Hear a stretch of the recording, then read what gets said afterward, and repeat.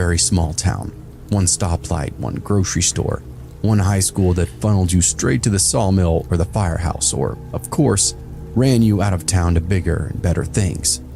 I ended up choosing the firehouse. Right after graduation, I went through a community college EMT program. Nothing super fancy, just enough to get certified and stay local. By 20, I was running calls in the same hills that I grew up in. Same back roads, same houses, same people. It wasn't glamorous, but it paid all of my bills and gave me this sense of purpose. And that was enough to keep me close to home. Most of my nights were very slow. You learn to live in that kind of in-between half sleep and half ready, waiting for something to break up the silence and hope that it wasn't a fatality of somebody that you knew. My story, or the call, came in just after 2 a.m. We were stretched out in the recliners when the phone rang beside us. Not the usual radio call, but the direct line to the firehouse, which wasn't super unusual, but at this hour, it told me something bad had happened. I jumped to my feet, grabbed the phone, and asked if they had an emergency. The movement on the line was rustling, maybe breathing, and then it just kind of cut out. I hung up and the phone rang again, not 30 seconds later. No answer. 5 minutes go by, and the same number came through once again. Same dead air, but this time there was something underneath it. Breath, wind, running, something to that effect. By the third call, we were all the way awake now. Literally everybody on the shift was in the command room, leaning over the phone, wondering what the hell was going on. Open line or something? Jess asked, already pulling on her boots. She was a little older than me and my constant companion inside the ambulance. Yeah, but something's there, I said, listening. It's gotta be a live call. Dispatch came on, the local precinct through the encrypted radio, and sounded obviously very confused themselves. Fire and medical, we're receiving repeated 911 calls from the same number. No verbal contact. Stand by as we get a location. As we waited, the fourth call came in. At first, it was in fact the same static and that shifting noise, and then it cleared just for a second like somebody had picked up the phone right off the ground. And then we heard a scream. Not yelling, not somebody trying to call for help. This was true desperation, like someone was being murdered on the other end of the line.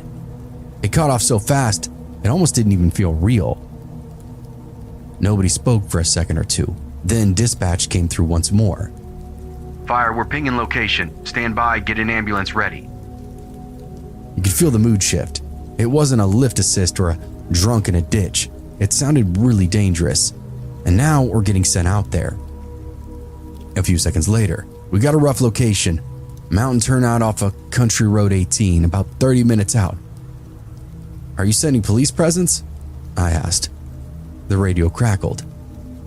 It's a busy night on our end. No units are available, and honestly, whoever this number is called the fire department directly. I'm guessing they need medical. I won't be sending units at this time. Can you put us on the list, at least get a unit out there when somebody is available? I asked. You got it. And that was that. Jess looked at me and I nodded and we went straight to the garage. It was our turn to field the call anyway. We got our gear loaded up, ambulance rolling. Lights off for the drive, siren ready if needed. The sheriff's office said they would head that way when they could, but we were a lot closer. The roads out here always felt a lot longer at night, if that makes sense. Once you leave town, it climbs the mountain rapidly, there's tight curves, and no guardrails for most of it, just trees crowding in on both sides of you. Your headlights hit trunks and branches and nothing beyond. It feels like the road just terminates in every single direction. Dispatch tried the number again while we were en route. Nothing, and got no more calls. We were told to update both the firehouse and dispatch with everything that we come across out there. You think this is just some kind of prank? Jess asked me after a while. I shook my head. I don't think so. Not with that scream. I've never heard anything like that. Look, I can't do it. I can't go. Really? I'm sorry, boss. We used to do prank calls all the time. Look, just call it intuition. I think we're about to roll into something really weird, I said back. She didn't push it. When we hit the turnout, I slowed down but kept the brights on, scanning for any kind of movement.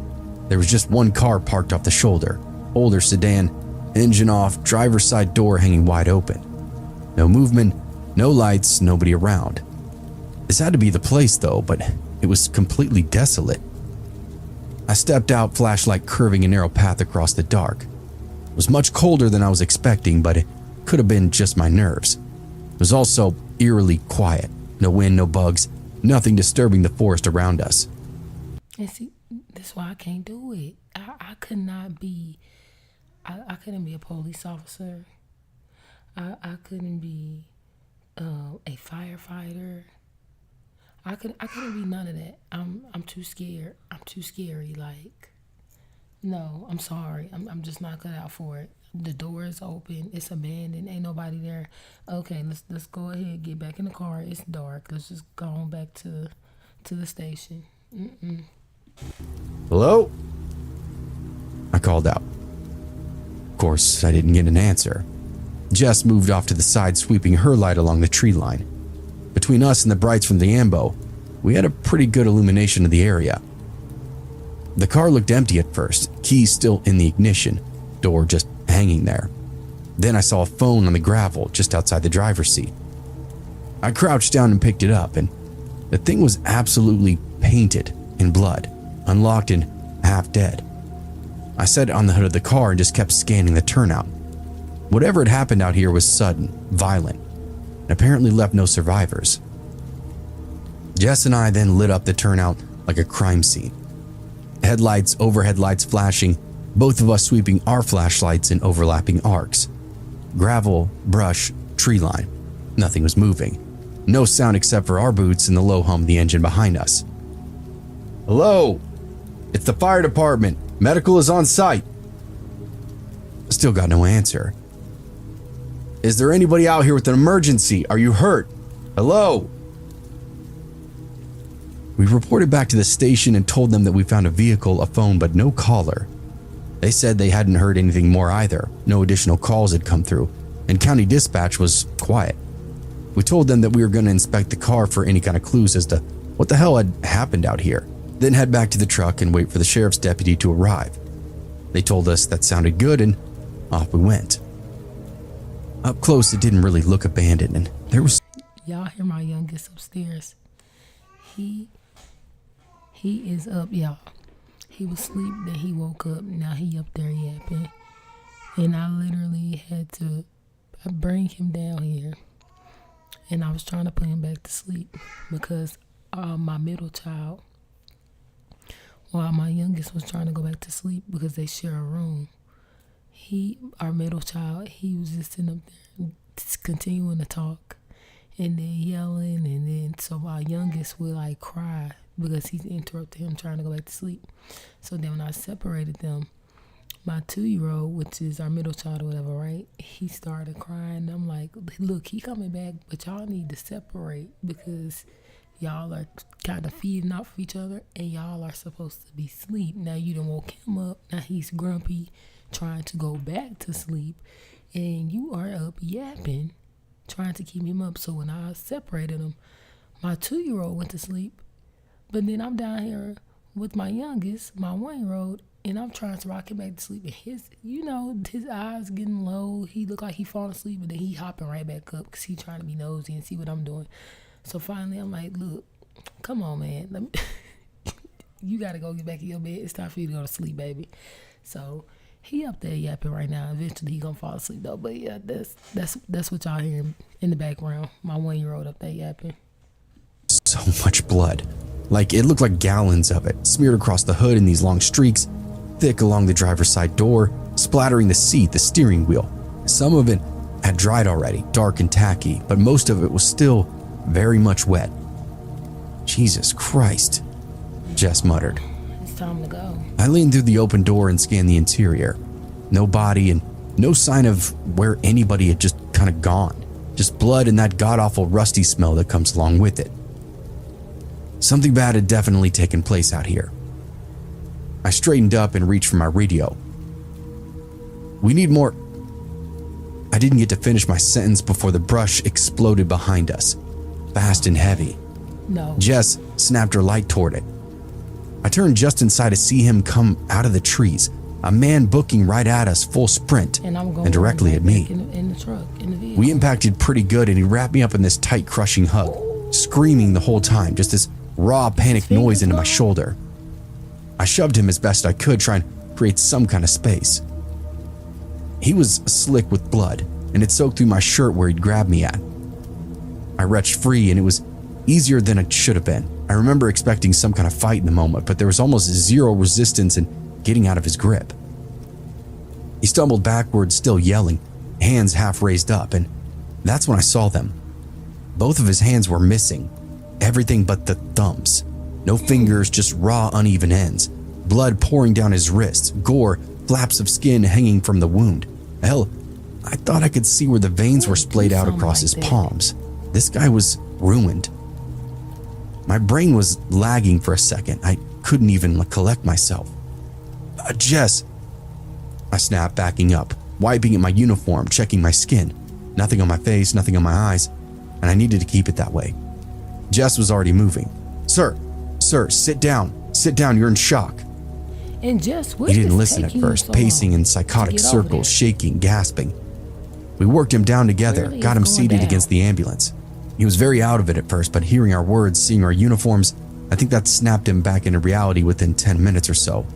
I grabbed some gauze and Jess continued to wrap. We moved as quickly as the wounds would allow us to, and once his hands were somewhat packed, we broke out the Israeli bandages to really crank the pressure and get the bleeding back under control. Vaccine, stop bleed, the whole 9 yards. Stay with us, Jess said. Look at me, you're okay. Stop panicking, it's all gonna be fine. But he wasn't fine. I've never seen a human's eyes like that guy's. Black on black, so much white still visible. He was really pale, jaw chattering, words tripping over in one another. I watched him bite his tongue so many times that it started bleeding too. Oh no. That's when it clicked that this guy was high as a kite. Maybe see, I was like, he gotta be on something. You biting your own tongue multiple times for it to bleed? Oh, I don't know what drugs you done took, but you gotta be on something. Drunk. There was a pretty bad meth problem going around in this area, so I assumed it had to be that. I gave the radio. Dispatch, one male, severe trauma to both hands, heavy blood loss, requesting additional units and law enforcement. Jess glanced over at me. You thinking attack? I shrugged. How the hell would I know? But then he said it's a real bad meth problem going. Drugs making people do stuff like, I know apparently drugs be making people do some crazy stuff. I have not personally ever witnessed anybody on no hard drugs like that in my life, thankfully. That it's making them cut their own fingers off and bite their tongue up. Yeah, you get. I don't know what type of high they chasing, but it can't be worth it. No, that's crazy. Started talking next to me. Car slipped. He stammered out. Jack gave out. Thought it was a flat. We both paused. He lifted his hands like he could show us. I went to change it. It was dark. I couldn't see. The car came down. My stomach dropped. All of them. It took all of them. He said, almost laughing. I didn't. Jess tightened the wraps. Hey. Don't think about that. We're with you. Everything is okay. I ran. He went on. I couldn't find my phone. I kept dropping it, blood everywhere. That explained all the calls. I used my thumbs, my nose. I kept calling, but there was no service. I couldn't hear. I couldn't see. I thought somebody was under the car. He kept rambling. Meth. I could see it. The eyes, the pacing, the paranoid tangled into everything. We got him loaded up into the rig as more units started to head up the road. Before I climbed in, I glanced back at the car. All that blood, all that chaos, and just nobody else out here. It was just him. To this day, it was one of the craziest things I've ever seen on call, and I couldn't believe that it turned out to be an accident with that level of injury. Right. What happened to his fingers? That's what I want to know. Ain't no way you cut off EMT his out of own Arkansas fingers. here. Ain't no way. Night shift, rural service. Most of what we cover is mountains and forest. Nowhere safe, stable, or really desirable. The call for my story came in just after midnight. Older female, possible DOA. She said that she'd found her husband unresponsive. In our system, we go in first, no waiting on anybody else. We're so rural that if we had to wait for LEO to clear scenes, we would lose half of our patients. If they're gone, we confirm it in the field. Dispatch read off the address, but it was meaningless. It was the landmarks that would get us over there, not the directions. County road this, dirt turn off that, past the old gate, that kind of thing. Estimated time from the highway was 55 minutes. We started out fine. Pavement gave way to gravel, gravel picked up the packed dirt. Trees closed in on both sides, tall and dense. That kind that'll swallow up your headlights. My partner was the one driving. I was working the GPS, watching the blue line snake deeper and deeper into nothing. And then it just kind of stopped. The route vanished. No recalculating, no rerouting. Just a blank screen with a blinking arrow that didn't seem to belong anywhere else. I checked the paper map that we kept wedged between the seats and nothing. Same with our phones. No signal, no cached maps, just empty time to grids. turn around. Do we keep going? No. My partner asked aloud. We kind of just looked at each other for a second and then I nodded. We're already out here, so. The road kept narrowing until it wasn't really a road anymore. It felt like we'd slipped onto an ATV trail, branches scraping the sides of the ambulance, that long dry screech of bark against metal. At one point, something dragged hard enough along the box that I thought we'd torn a compartment door clean off. And when I looked, there was nothing out there, and the truck seemed to be fine. Still, I had that weird feeling of being watched that whole time. We tried the radio and got nothing, not even static, just dead air. And that's when it started to feel truly bizarre. Not just lost in the woods kind of thing, something less obvious than that. Like we weren't just off the map, but like we weren't supposed to be there at all. It felt as if the road that we were on shouldn't exist and would take us right out of reality. So, in the moment, we finally made the call to turn around. The problem was there wasn't really anywhere to do so. The trail was so tight that we had to back out the way we came. I climbed out, flashlight in hand, guiding my partner inch by inch while he reversed. Tires would slip in the mud, branches snap up against the box, the whole rig rocking like it didn't want to be out there either. It took us almost 30 minutes to back out far enough to find this tiny clearing where we could swing the ambulance around. That whole time, neither of us really said much. Just quiet directions and commands. Left a little. Hold it. Back. Now to the right. When we finally turned around, it felt like we just made this life-altering correction. We started heading back the way we'd come. And that's when we both saw him standing in the road. I told my partner to stop and we both leaned forward, squinting through the windshield. There's no way what I was looking at was real. At first I assumed it had to be a trick of the light, shadows, branches lining up wrong.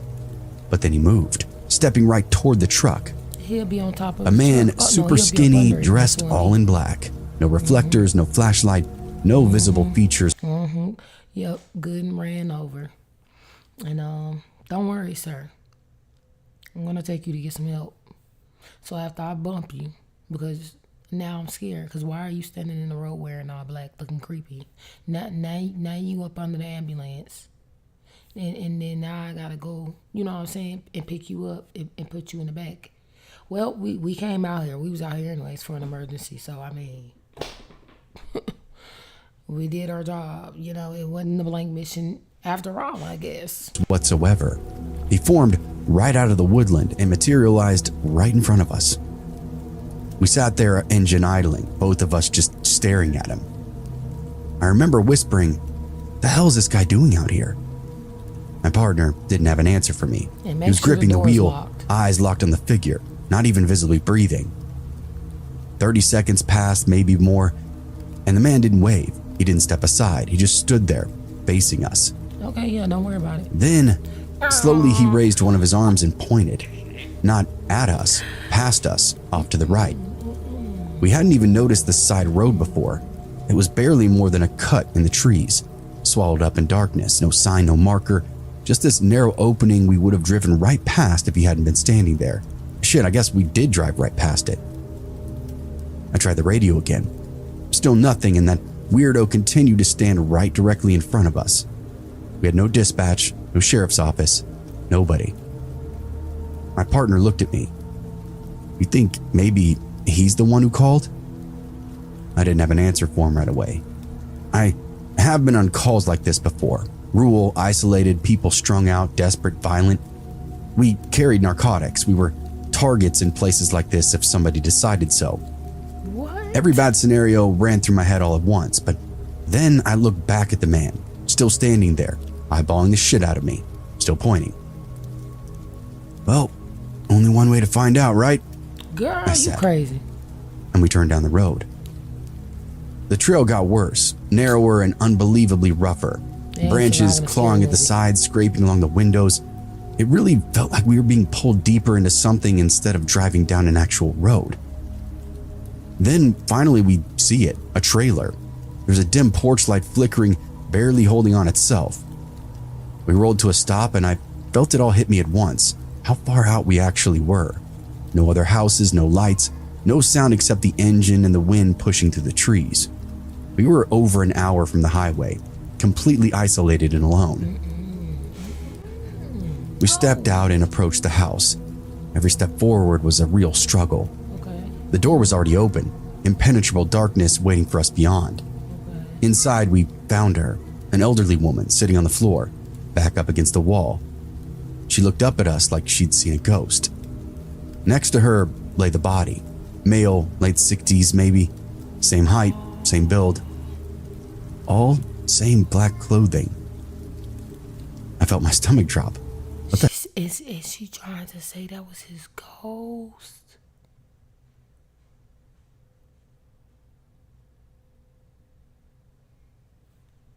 The hell? My partner knelt and checked him, cold, stiff, full rigor. He's been gone a while, he muttered. Hours at least. We worked through it, confirmation, documentation, trying to comfort the woman as best we could. She spoke very little. Her voice was hoarse, like she'd been screaming and crying for quite some time. I asked her if she had any neighbors. She shook her head at me though. Closest one and back the way you came. 7 miles or so. Nobody nearby. Nobody could have been out on that road. What the hell? We asked about a phone and she pointed to the landline on the wall. We used it to call the sheriff's office and gave them all the information we could, even pinpointed the location for everybody else. When they finally arrived, following our tire tracks through the mud, we stepped outside to meet them all. I asked one of the deputies if they'd seen a man on the road, black clothes, tall. He just kind of frowned at me. No, we didn't pass anybody, just followed your directions. Another deputy beside him shook his head as well. Yeah, just your tracks, no other vehicles, no footprints that we could see. I didn't really say anything after that, and neither did my partner. We cleared up the scene as fast as we could, loaded up, and drove out without looking back. And really, neither of us talked about it ever again. Not on shift, not off shift, not even in passing. But I'll admit every now and again, when we get a call that takes us deep off into the forest, when the GPS flickers or the radio cuts out, I think back about that call and all the questions it seems to beg.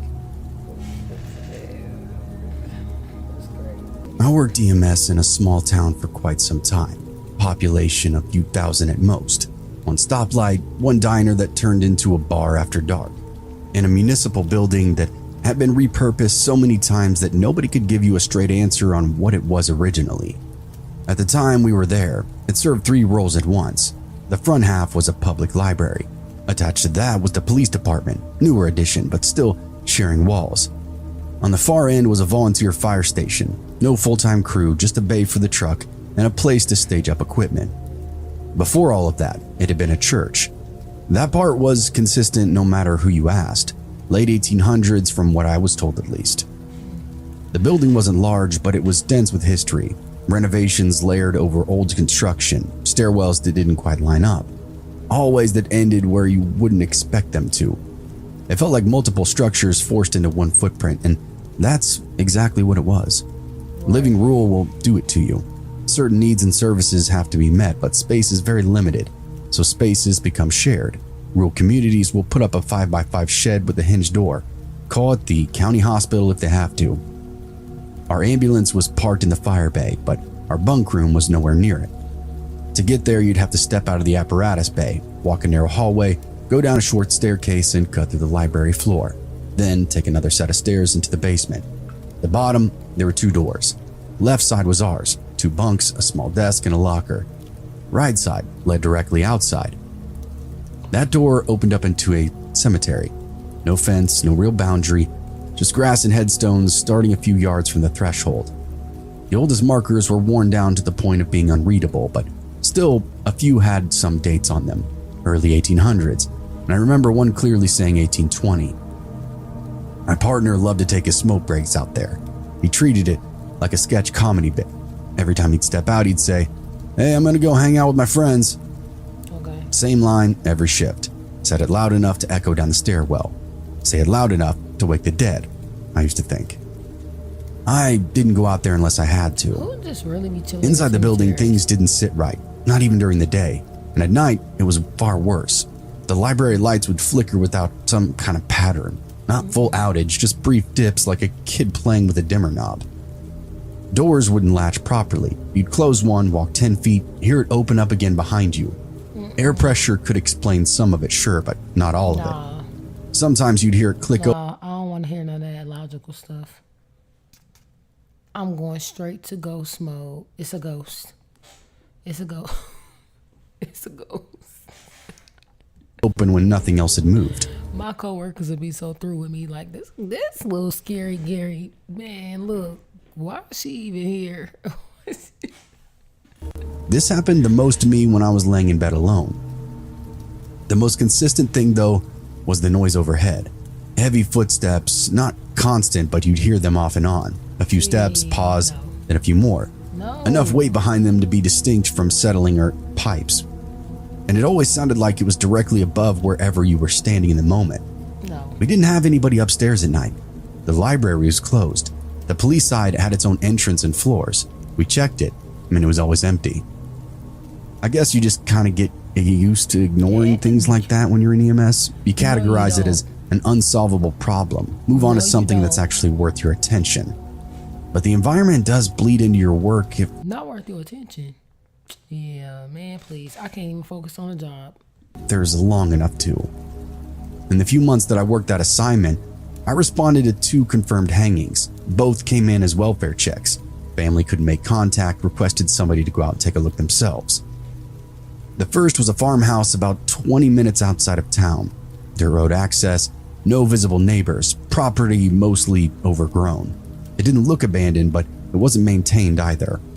We made entry through an unlocked door. The interior was quiet, no movement, no active hazards, and we cleared the room by room until we found access to the basement. It was a dirt floor space, no finished walls, just exposed framing and stone. Very limited lighting, single bulb overhead. And that's where we found her. Elderly female suspended from a ceiling beam. Partial decomp had not set in yet, but there was clear evidence that she'd been there for some time. She was dressed in what appeared to be a wedding dress, aged fabric, discolored, but still intact. There was some slight movement when we entered the room. Not active, just residual sway, like from the air displacement when we opened up the basement door. We confirmed no signs of life. Rigor was present. I can't do this.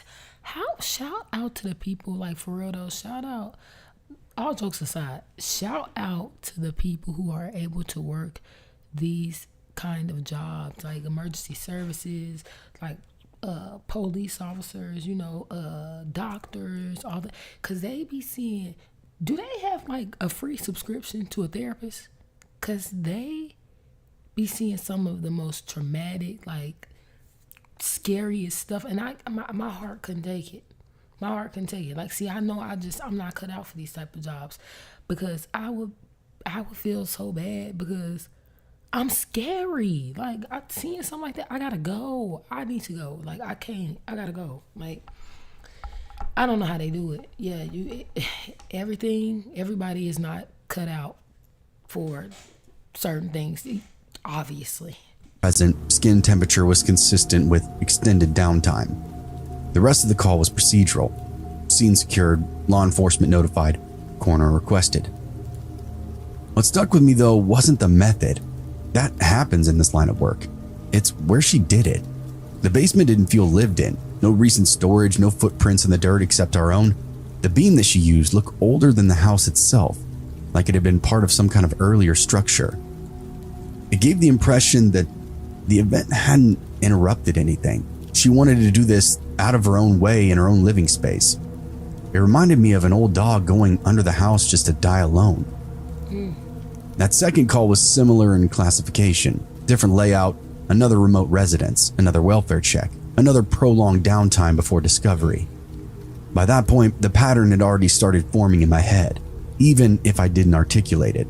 You spend your night stationed in a building that used to be a church, sleeping below a library, next to a cemetery that predates most of the town. That's just crazy. Then you respond to calls where people isolate themselves, choose enclosed, forgotten spaces, and end their lives in places that feel disconnected from everything else.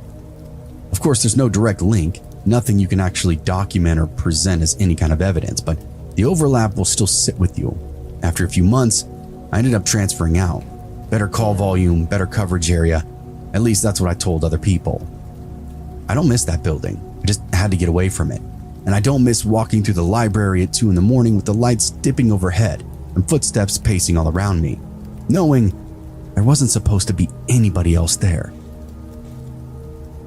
Yeah, see, I don't know how you did it as long as you did, little cartoon figure. I can't, y'all. I can't. I don't think y'all understand. Like, I can't. I just can't. Like, transferring out of there. Boy, day one on the job. Called me out for a little emergency services. And stuff get to looking like sketchy, creepy, scary. Let me out right. If I get it. You can't turn around. I get it, driver. You gotta go check out the scene. Let me out right here. I need to call Uber. I gotta go. I can't do this. I thought I was cut out for this job. I can't do it. I can't do it. Like, I can't do it. I need to call Uber. I'm scared.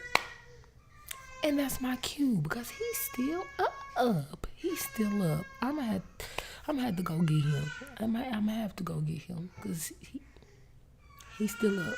Y'all know how they be doing me. I'm out of here, y'all. Y'all have a good night. Y'all have a good day. Okay, all right, bye.